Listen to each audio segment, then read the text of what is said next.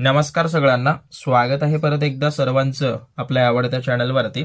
तर कामगार आयुक्तालयामध्ये ज्या ज्या विद्यार्थ्यांनी अर्ज केला असेल तर त्यांच्यासाठी त्यांच्या लेखी परीक्षेमध्ये कायद्यावर आधारित 40 प्रश्न 80 गुणांसाठी विचारण्यात येणार आहेत। सो तेच विचारण्यात येणारे, वारंवार विचारले गेलेले, त्यासोबत महत्त्वाचे एमसीक्यू आपण पाहत आहोत। तर त्याच सिरीजचा आज आपला जो काही भाग आहे तो आपण 18वा भाग या ठिकाणी पाहणार आहोत। या अगोदरच्या पाहिल्या नसतील तर पाहून घ्या आणि काहीही समस्या असतील तर नक्की तुम्ही कमेंटमध्ये सांगू शकता। ओके, पहिला प्रश्न पाहण्या अगोदर चॅनलला सबस्क्राईब केलं नसेल करून घ्या आणि कायद्यावर आधारित स्पेशल असे 6000 एमसीक्यू आमच्या टीमनं काढलेलं आहे। त्यासाठी तुम्हाला अर्जुन नावाची बॅच चालू केलेली आहे आणि अर्जुन नावाची बॅच तुम्हाला आपल्या ॲपवरती मिळून जाईल। ॲपची लिंक खाली दिलेली आहे, सो डाउनलोड करून घ्या। ओके, सो पहा, पहिला प्रश्न काय म्हणतो की कारखाना अधिनियम 1948 मध्ये कारखाना या व्याख्येत किती कामगार असल्यास वीज वापरली जाते या पद्धतीने दिले।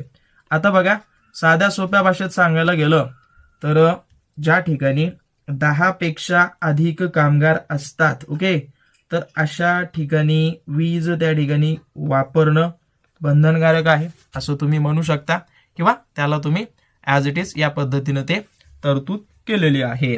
सो याच कारखाना अधिनियम जो काही 1948 आहेत याच्यामध्ये काही वेगवेगळ्या तरतुदी आहेत। जसं की पाहायला गेलं तर कलम 47 मध्ये सांगितलंय, जर एखाद्या ठिकाणी 150+ कामगार असतील, लक्षात ठेवा 150 पेक्षा जास्त, तर त्या ठिकाणी रेस्ट रूम असणं आवश्यक आहे। रेस्ट रूम म्हणा किंवा आराम करण्यासाठी एक खोली असणं आवश्यक आहे। ओके, परत अजून एक कलम आहे 48वा। हा कलम काय सांगतो, याच कायद्यातलं, एक पद्धतीनं समजा एखाद्या ठिकाणी 30+ महिला कामगार असतील, ओके, महिला कामगार, तर अशा सर्व किंवा अशा ठिकाणी या महिलांना सोयी सुविधा म्हणजेच काय, पाळणाघर त्या मालकानं प्रोव्हाइड करणं आवश्यक आहे। ओके, हे सगळं तरतुदी लक्षात ठेवा। परत अजून एक कलम आहे 45वा। या कलमानुसार जर एखाद्या ठिकाणी 500+ कामगार असतील, ओके, महिला असो पुरुष असो, तर त्या ठिकाणी रुग्णवाहिका असणं आवश्यक आहे। ओके, रुग्णवाहिका म्हणजे त्याला काहीही समजा दुखापत झाली तर त्वरित निवारणासाठी आरोग्य सेवा म्हणून हे प्रोव्हाइड करणं आवश्यक आहे। ओके, तर हे सर्व तरतुदी लक्षात ठेवा। 150 कशासाठी, रेस्टरूमसाठी, 30+ महिला पाळणाघरासाठी आणि 500+ कामगार रुग्णवाहिकेसाठी असणं आवश्यक आहे। ओके, हे सर्व जे काही एमसीक्यू आहेत, जे काही कायदे आहेत ते आमच्या बॅच मधलेच आहेत। सो ते तुम्हाला कळू द्यात की या टाईपचे प्रश्न तुम्हाला परीक्षेत येतात आणि प्रत्येक कायद्यावर जे काही महत्त्वाचे असतील ते सर्व एमसीक्यू आमच्या टीमनं काढलेलं आहे। ओके, या नावाचं आपलं ॲप आहे आणि त्याची लिंक डिस्क्रिप्शन बॉक्समध्ये आहे, हेही तुम्हाला सांगतो, ते पाहून घ्या। व्हिडिओच्या सुरुवातीला तुम्हाला बॅचबद्दल इन्फॉर्मेशन दिलेली होती, तर त्या बॅचमध्ये नेमकं कसं जॉईन करायचं, कुठं जॉईन करायचं आणि त्या बॅचमध्ये काय काय उपलब्ध होणार आहे त्या संदर्भात छोटासा व्हिडिओ आहे। ज्यांनी कुणी ऑलरेडी बॅच जॉईन केलेली आहे, सो याचा जो काही कालावधी असेल तो थोडासा स्किप करा, किंवा त्यांनी स्किप करून सरळ क्वेश्चन पाहिलं तरी चालेल। ओके, कारण का बऱ्याच जणांना माहिती नाहीये सगळ्यात महत्त्वाची बॅच आपण चालू केलेली आहे। ओके, तर आपलं ॲप डाउनलोड करा। ॲपचं नाव आहे स्टडी विथ गुरु, त्याची लिंक तुम्हाला खाली दिलेली असेल आणि ॲप डाउनलोड केल्यानंतर रजिस्ट्रेशन वगैरे करून घ्या आणि त्या ठिकाणी तुम्हाला हा जो काही कामगार आयुक्तालयाचा बॅच वगैरे अर्जुन नावाची आहे ती तुम्हाला बॅच जॉईन करायची आहे। ओके, त्याची फी वगैरे सर्व काही तिथं मेन्शन केलेलं आहे, सो पाहून घ्या। आणि ती बॅच जॉईन केल्यानंतर ॲज इट इज तुम्हाला नेमकं काय काय मिळेल। ओके, तर याच्यामध्ये नॉन टेक्निकल जे PDF आहेत, ज्याच्यामध्ये मराठी, इंग्रजी, गणित, बुद्धिमत्ता, जीकेचे असे काही टॉप लेवलचे क्वेश्चन आमच्या टीमनं काढलेत, ते दिलेले आहेत।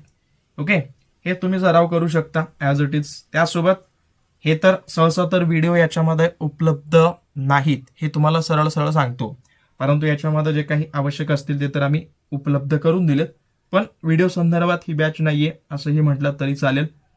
आणि बाकी तुमचे जे विविध कामगार कायदे आहेत, ओके, याच्यामध्ये 36 कायदे आम्ही आत्तापर्यंत अपलोड केलेले आहेत, जे की त्याच्यावर आधारित MCQ आमच्या टीमनं काढलेले आहेत. आता याची डेमो PDF ऑलरेडी आहे. सो इथं एक तुम्हाला कायद्याची PDF दाखवतो. या पद्धतीनं सर्व प्रकारचे प्रश्न त्या ठिकाणी उपलब्ध करून देण्यात आलेले आहेत. ओके, सो ते तुम्ही पाहून घ्या. अशा पद्धतीनं सर्व PDF दिलेले आहेत. 36 कायदे आहेत. परत याच्यामध्ये जे काही शिल्लक 14 कायदे आहेत तेही इथं उपलब्ध तुम्हाला आम्ही करून देऊ. ओके, जो की हा कारखाना अधिनियम 1948 याच्यामध्ये आताच आपण काही प्रश्न पाहिलेत किंवा पाहणार आहोत. सो तेही त्याच्यामध्ये हे सर्व काही दिलेलं आहे. सो टॉप क्लासचे जे असतील ते सर्व इथं इन्क्लूड करून दिलेत. जर तुम्हाला लॅपटॉपला ऍक्सेस हवा असेल ते सुद्धा देऊ, मोबाईलमध्ये सुद्धा. ओके, ते सर्व काही त्या ठिकाणी देऊ तुम्हाला. परत टेस्ट सिरीज सुद्धा आता याच्यामध्ये पहिला पेपर दिलाय, त्यानंतर अजून काही अपलोड करून देण्यावर प्रयत्न करू. ओके, पण कन्फर्म असं असेलच नाही, पण परीक्षेच्या जवळजवळ देऊ आम्ही तुम्हाला टेस्ट सिरीज वगैरे. सो डोंट वरी. तर एकत्रित स्वरूपात सांगायला गेलं तर सगळी तयारी तुम्हाला या बॅचमध्ये मिळून जाणार आहे असं म्हटलं तरी चालेल. ओके, सो वेळ न गमावता लवकरात लवकर जॉईन करा. बाकी काही डाऊट असतील तर अवश्य सगळ्यांनी मला कमेंटद्वारे विचारपूस करू शकता. ओके, बाकी व्हिडिओ कंटिन्यू करा. ओके, परत पुढचा प्रश्न काय म्हणतो की महाराष्ट्र दुकाने व आस्थापना नोकरीचे नियम व सेवा शर्ती जो अधिनियम 2017 आहे, तर याच्यानुसार 10 पेक्षा जास्त एखाद्या ठिकाणी कामगार आहेत किंवा असलेल्या आस्थापनांनी किती दिवसाच्या आत नोंदणी करणं आवश्यक आहे. तर साध्या सोप्या भाषेत पाहायला गेलं, लक्षात ठेवा या अधिनियमानुसार जवळपास किती एक पद्धतीनं 30 दिवसाच्या आत नोंदणी करणं आवश्यक असतं किंवा हे याच्यामध्ये तरतूद वगैरे दिलेली आहे. ओके, 30 दिवस हे तुम्ही म्हणू शकता. 30 दिवस लक्षात ठेवा. ओके, हे सर्व याच्या अंतर्गत आहेत. महत्वाचे आणि हे बाबी लक्षात ठेवा. कलम वगैरे पाठ नका करत बसू. कलम तुम्हाला सहसा तरी तेवढं जास्त दिसणार नाही. ओके, परत इथं काय दिलंय की लवाद व समेट अधिनियम. ओके, लवाद व समेट अधिनियम 1996चं मुख्य कार्य वगैरे काय आहे या पद्धतीने दिले. तर पाहायला गेलं तर साध्या सोप्या भाषेत याचं मुख्य कार्य आहे न्यायालयाबाहेर वाद मिटवणं. हे मुख्य कार्य आहे हे तुम्ही म्हणू शकता. कारण का न्यायालयात गेलं तर निर्णयाला थांबून मिळू शकतो किंवा त्याचा फायदा लवकरात लवकर मिळू शकत नाही. हे सगळं दोन्ही विभागांना समजून सांगणं, मालक असो कामगार असो दोघांना त्या ठिकाणी समजून सांगण्याचं काम हे लवाद व समेट अधिनियम 1996 करत असतं. परत पाहायला गेलं तर इथं काय म्हटलंय, औद्योगिक विवाद अधिनियम 1947 मधील जे लॉकआउट म्हणजे काय, तर याचा अर्थ काय आहे, एक पद्धतीने तुम्ही म्हणू शकता की मालकानं जे आहे ते कामाचं ठिकाण तात्पुरतं बंद करणे. तात्पुरतं म्हणजेच काही कालावधीसाठी परमनंट बंद करू शकत नाही. लक्षात ठेवा. तर त्याला काय म्हणतात, एक पद्धतीनं लॉकआउट आहे किंवा लॉकआउट करण्यात आलेलं ठिकाण. ओके, तर त्या पद्धतीनं तुम्ही म्हणू शकता. हे ॲज इट इज त्यांनी सांगितलेलं आहे. ओके, तर हेच लॉकआउट म्हणजे एक पद्धतीनं सांगायला गेलं तर आपल्या भाषेत टाळेबंदी आपण त्याला म्हणतो. ओके, टाळेबंदी करणे. आणि हे अधिकार कोणाला असतात, त्या मालकाला त्या ठिकाणी असतात. मालक कामगारांना कामावर घेण्यास नकार देतो किंवा कामाचं ठिकाण बंद करतो. टाळेबंदी करणे म्हणजे फक्त बंद करणे नसून एक पद्धतीनं कामगारांना कामावर न घेणे या पद्धतीनं सुद्धा त्याचा अर्थ होतो. कामगारांना कामावर न घेणे. ओके, लक्षात ठेवा. जर काहीही समजत नसेल तर कमेंट करून द्या. बाकी अजून एक आहे कामगारांचा संप, याला म्हणतात स्ट्राईक. Okay, strike. परत कर्मचाऱ्यांची बदली करणे हे तर माहिती असेल. आणि परत बोनस वगैरे कमी करणे हे आहेत वेगवेगळ्या संकल्पना वगैरे. परत पाहायला गेलं तर पाचवा प्रश्न ॲज इट इज वेतन प्रदान अधिनियम 1936 नुसार वेतनातून केलेली कोणतीही कपात, ओके, ही वेतनाच्या किती टक्क्यापेक्षा जास्त नसावी. आता पाहायला गेलं तर लक्षात ठेवा, साधं सोपं दिलेलं आहे.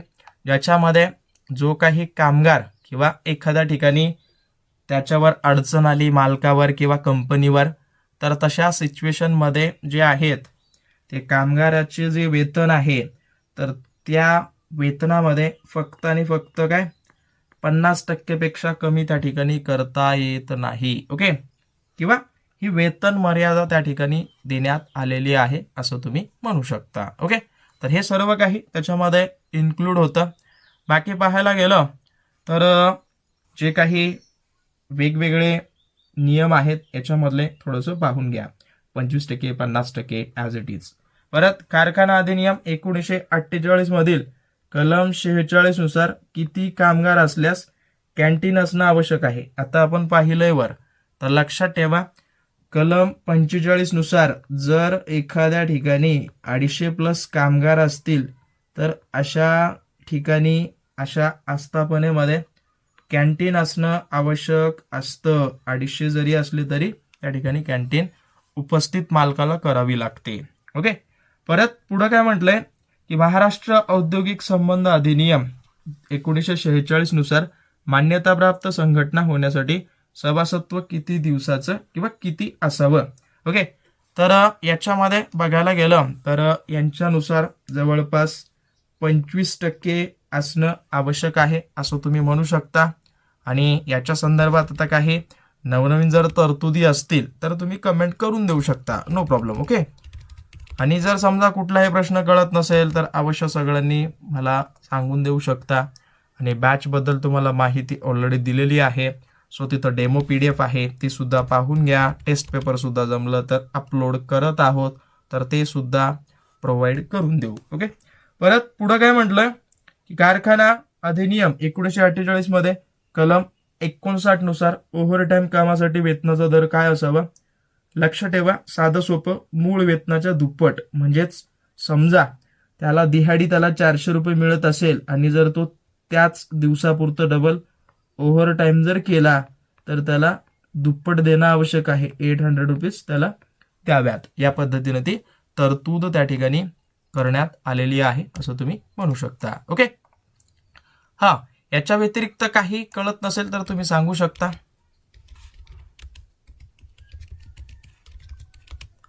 आणि जमलं तर आपण टेस्ट सुद्धा, हे बघा त्या बॅचमध्ये माझ्या मते ऑनलाईन टेस्ट सुद्धा दिलेली आहे, सोडवा ती टेस्ट. त्या पद्धतीने तुमचा पेपर असेल, त्या पद्धतीचे क्वेश्चन्स असतील तेही तुम्हाला कळू द्या. हा, झालं का सगळ्यांचं क्लिअर. हा, कितवा 8वा झालाय ना. ओके, पाहूयात पुढचा प्रश्न. 9वा प्रश्न काय म्हणतो, एक पद्धतीनं पाहायला गेलं तर याच्यामध्ये कंत्राटी कामगार अधिनियम 1970 नुसार कंत्राटदाराकडे किती कामगार असल्यास नोंदणी करणं अनिवार्य त्या ठिकाणी आहे. तर ज्या ठिकाणी 20 पेक्षा अधिक कामगार असतात, ओके, ज्या कॉन्ट्रॅक्टरकडे 20 पेक्षा अधिक कामगार असतात तर त्याला नोंदणी करणं आवश्यक असतं, किंवा या कायद्याअंतर्गत त्याला नोंदणी करणं म्हणजे एक पद्धतीनं म्हणू शकता ते बरोबर आहे. ओके, तर हे सर्व काही त्याच्यामध्ये इन्क्लूड होतं. ॲज इट इज पाहायला गेलं तर वेगवेगळे कलम तुम्हाला सांगितलेत जे आवश्यक आहे ते. बाकी हा वाला एक प्रश्न आहे जो की तुमच्यासाठी सोडतो. सगळ्यांनी या प्रश्नाचं उत्तर कमेंट करून द्या आणि जेवढे तुमचे प्रश्नांची किंवा कमेंट जास्त असतील तेवढे भाग मी परीक्षेपर्यंत टाकण्यावर भर देईन. ओके, बाकी बॅच संदर्भात काहीही समस्या असेल तर तुम्ही कॉन्टॅक्ट करून देऊ शकता. माझा हा नंबर आहे, व्हॉट्सअपला बोलणं करून घ्या, डेमो PDF पाहून घ्या. बाकी तुम्हाला भेटतो पुढच्या भागामध्ये. धन्यवाद.